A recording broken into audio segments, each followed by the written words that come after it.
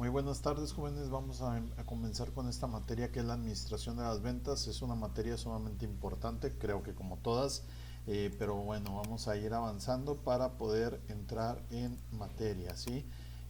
Principalmente vamos a ver ahorita algo de la historia, vamos a dar una leve introducción a lo que sería la administración de las ventas, introducción a la promoción de las ventas. Eh, Se dice que la venta es tan antigua como el ser humano y a medida que las civilizaciones avanzaban, también se iban desarrollando complejos sistemas de economía. Por supuesto, una de esas áreas es el comercio, actividad que tiene que ver con la compra y venta de bienes y servicios, que se vendría siendo el trueque, ¿sí? Eh, Anteriormente, tal cual, a lo mejor no había toda una estructura de ventas y demás como te conocemos el día de hoy, pero ya existía, siempre que haya un intercambio de cualquier bien o servicio a cambio de otro bien o servicio, esto ya se puede ser considerado como una venta, ¿sí? Después de que ya empezó a haber este tipo de comercialización, existió desgraciadamente lo que sería el esclavismo, donde la producción generalizada de excedente económico permite la aparición y desarrollo de la propiedad privada. Incluso los esclavos constituían la base de la producción, pues ellos mismos eran considerados como una mercancía y el comercio era una de las actividades principales. Así que, bueno, parte de la mercancía que tenían las personas en aquel tiempo eran esclavos y los usaban como moneda de cambio. Yo te puedo dar, no sé, ciertas cabezas de ganado a cambio de unas personas o otro animal o algún grano, ¿no? ¿Por qué? Porque ya había personas que habían juntado una riqueza, a lo mejor vamos a llamarle un poco excesiva o este, que hacía mucho las diferencias de clases sociales entre unos y otros que se pudiera comercializar con personas, ¿no? Eh, bueno, continuando, después de ello viene lo que sería el feudalismo. Aquí el feudalismo, luego durante la Edad Media la sociedad saltó a lo que se conoció como feudalismo.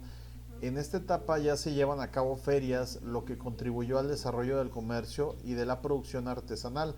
Posteriormente se hace presente el capitalismo, dando paso a métodos complejos con el comercio. Es aquí donde se habla de la libre competencia y de las leyes que regulan tanto la venta como la compra de bienes y servicios.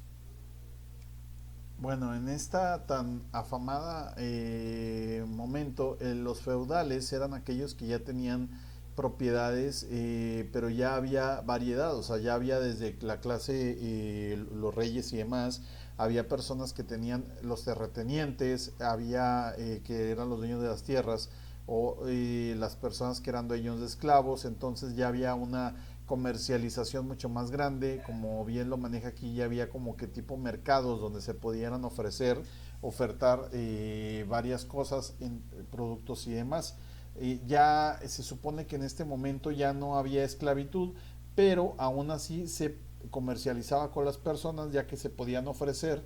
Por ejemplo, yo era dueño de las tierras, era dueño de las tierras con los trabajadores de esas tierras. Era una manera diferente de llamarle a esa parte, ¿no? Tan mala, pero bueno. Después de ello tenemos lo que sería, ya avanzando un poco en el tiempo, tenemos la cultura griega. Grecia se ha distinguido por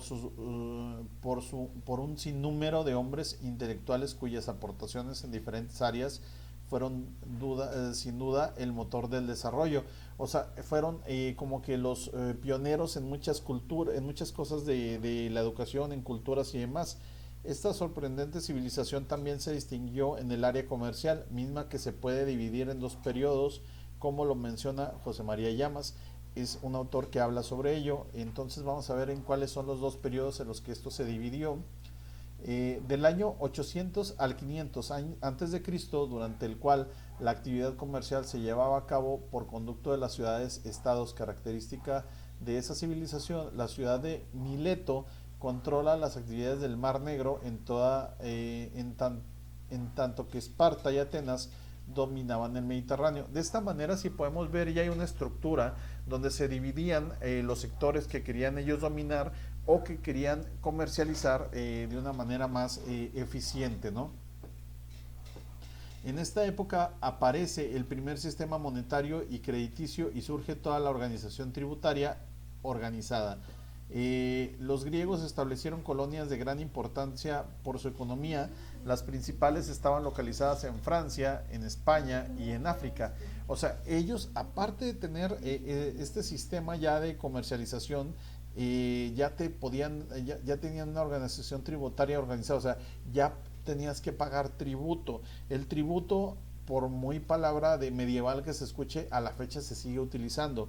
Es una aportación tributaria, es lo que tú pagas de impuestos a Hacienda, ¿sí? Entonces, en aquel momento fue donde empezó todo esto y ellos aparte crearon sucursales de donde ellos tenían una mejor manera de cómo comercializar, siempre dominando el mercado desde diferentes lugares, ¿no? Bueno, vamos a continuar. Muy bien, entonces continuamos con la siguiente cultura.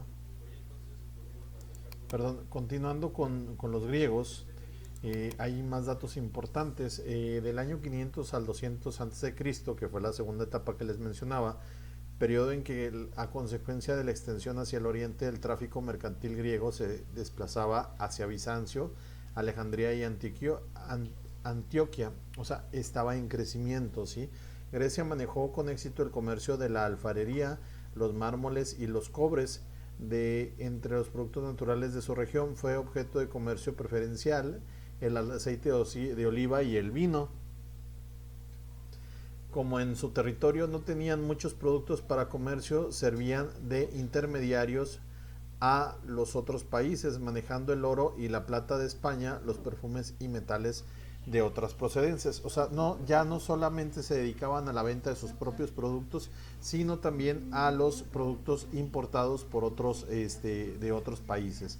Entonces, pues esto iba en crecimiento, ¿verdad? Después de los griegos, otra de las culturas que quisiera mencionarles es la cultura romana. La civilización romana ha realizado grandes y abundantes aportaciones de materia de derecho, religión, política, economía, etcétera. Roma no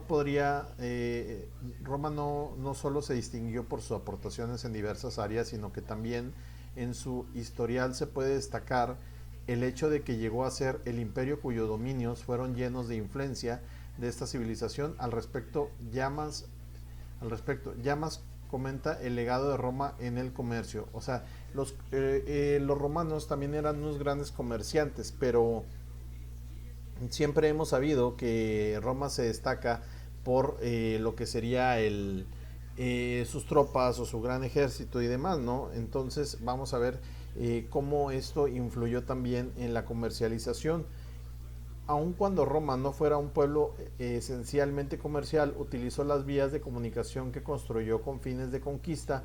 O sea, creó rutas para conquistar otras regiones, otras legiones o demás, este, para la rápida movilización de sus legiones. Por estos caminos regresaba un continuo tráfico mercantil que procedía del botín, los tributos o la explotación de los pueblos conquistados. O sea, conquistaba y esa misma, lo conquistado, lo logrado, el botín en la guerra, se volvía asunto de comercialización y utilizaban sus mismas rutas para poder llegar a más rincones donde pudieran llevar a lo mejor productos ya no nada más de ellos, sino de otras cuantas más civilizaciones. Vamos a continuar en el siguiente video. Gracias.